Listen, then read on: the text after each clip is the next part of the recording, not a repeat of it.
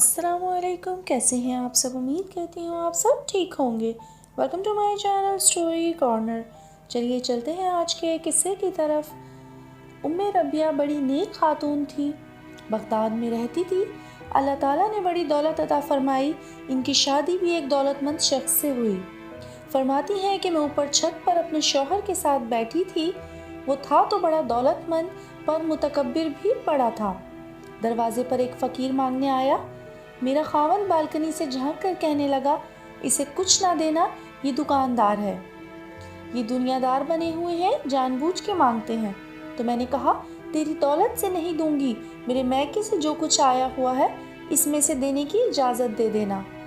इसने कहा, फ़कीर के पास जाना ही नहीं। औरत कहती है, इस मांगने वाले का जो दरवाजे पर खड़ा था, इसका जो अंदाज था, इससे लगता था कि कई दिनों का भूखा है।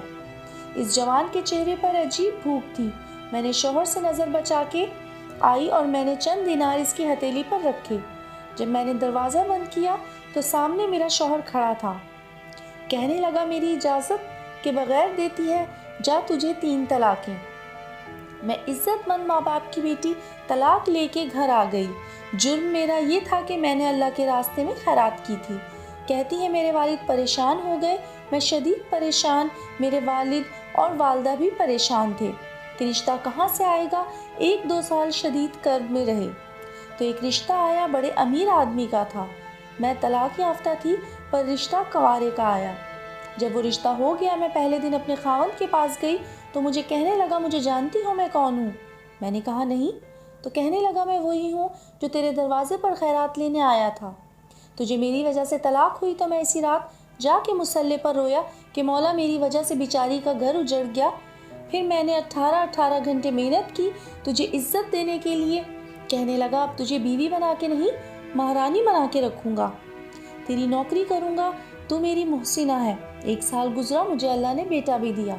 मेरा शौहर सारे का हूत करता था।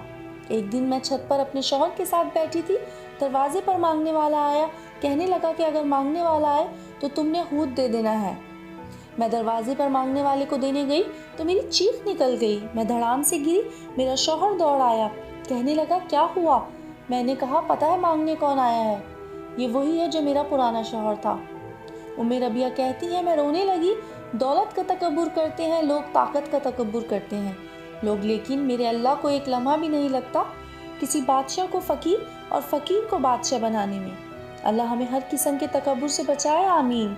उम्मीद करती हूँ ये मानफरोज़ सबक आमूज़ सच्चा वाक़या आप सबको पसंद आया होगा। फिर मिलेंगे एक नए वाक़ये के साथ। तब तक के लिए अल्लाह हाफिज़। जाते जाते चैनल को सब्सक्राइब, वीडियो को लाइक और शेयर करते जाएं। शुक्रिया।